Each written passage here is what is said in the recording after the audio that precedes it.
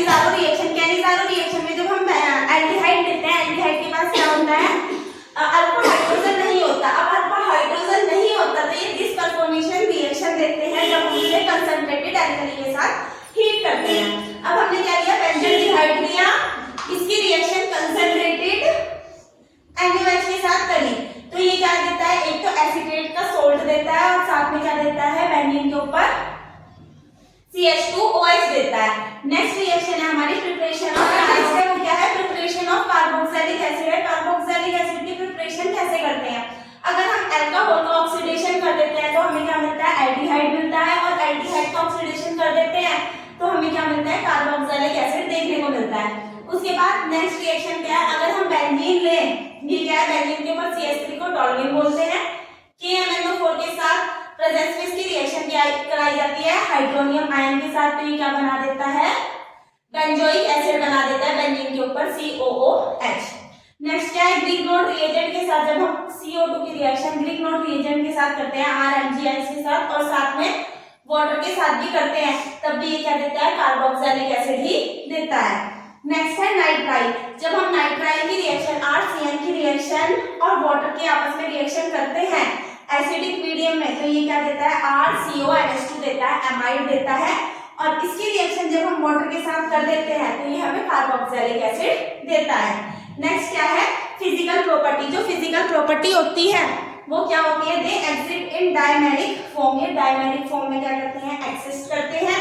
और इनके बीच में ऐसा इसलिए होता है क्योंकि इनके बीच में हाइड्रोजन बॉन्डिंग पाई जाती है ऑक्सीजन और हाइड्रोजन के बीच में। इनका जो बॉइलिंग पॉइंट होता है एल्डिहाइड, कीटोन और OH से, मतलब कि अल्कोहल से थोड़ा सा ज्यादा होता है, और इनकी सॉल्युबिलिटी डिक्रीज करती है, जितनी जितनी कार्बन आइटम की चेन क्या करती है, इंक्रीज करती है। एसिडिक नेचर, जो एसिडिक नेचर होता है, कार्बोक्सिलिक एसिड क्या होता है, बहुत ज्यादा एसिडिक होते हैं due to formation of carboxylate ion, ये कार्बोक्सिलेट आयन को फॉर्म करते हैं, इसलिए क्या होते हैं, एसिडिक होते हैं, और ये क्या होता है, रेजोनेंस स्टेबलाइज होते हैं। अभी रेजोनेंस क्या होता है, जो बॉन्ड होता है वो एक्सचेंज होते हैं, वो रेजोनेंस कहलाता है, वो भी नहीं पढ़ना, बस ये याद रखना है कि रेजोनेंस स्टेबलाइज होते हैं। जो इलेक्ट्रॉन विड्रॉइंग ग्रुप होता है वो जितना ज्यादा इंक्रीज करता है एसिडिटी भी उतनी ही इंक्रीज करेगी, मतलब कि जितने ज्यादा इलेक्ट्रॉन विड्रॉइंग ग्रुप जुड़ेंगे उतनी ज्यादा एसिडिटी इंक्रीज करेगी, और इलेक्ट्रॉन डोनेटिंग ग्रुप जब होंगे तो एसिडिटी उतनी क्या करेगी, डिक्रीज करेगी। विड्रॉइंग ग्रुप होंगे तो इंक्रीज करेगी, डोनेटिंग ग्रुप होंगे तो डिक्रीज करेगी। जितने ज्यादा एस परसेंटेज में कैरेक्टर होंगे उतनी ज्यादा एसिडिटी इंक्रीज करती है, और जो इलेक्ट्रोनेगेटिविटी होती है वो इलेक्ट्रॉन विड्रॉइंग ग्रुप के साथ साथ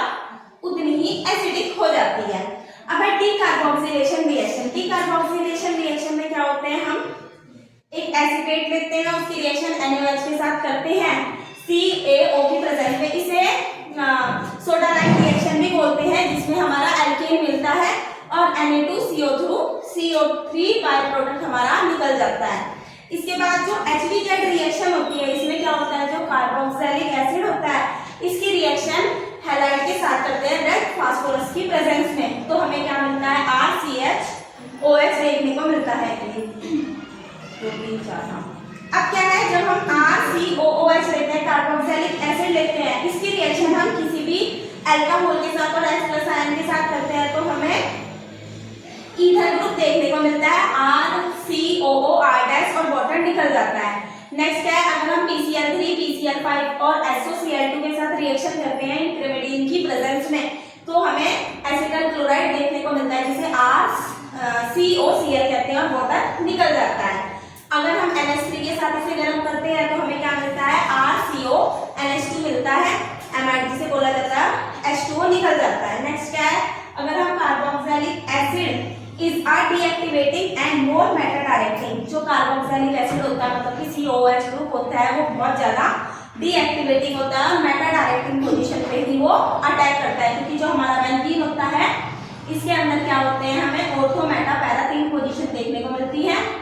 ये ऑर्थो होती है, ये मेटा होती है, और ये दोनों पैरा। तो इस वाली पोजीशन पे क्या होता है, कार्बोक्सिलिक एसिड अटैक करता है। ये क्या है, नाइट्रेट है, जो NO2 ग्रुप है वो मेटा पोजीशन पे जुड़ा हुआ है बेंजीन के साथ। जब हम इसका कंसंट्रेटेड HNO3 के साथ और कंसंट्रेटेड H2SO4 की प्रेजेंस में रिएक्शन करते हैं तो ये NO2 क्या हो जाता है, हट जाता है, बेंजोइक एसिड बन जाता है। और अगर हम इसका डोमिनेशन करा दें, मतलब मतलब कि Br2 के साथ इसकी रिएक्शन करा दें Fe Br3 की प्रेजेंस पे, तो ये मेटा पोजीशन पे Br को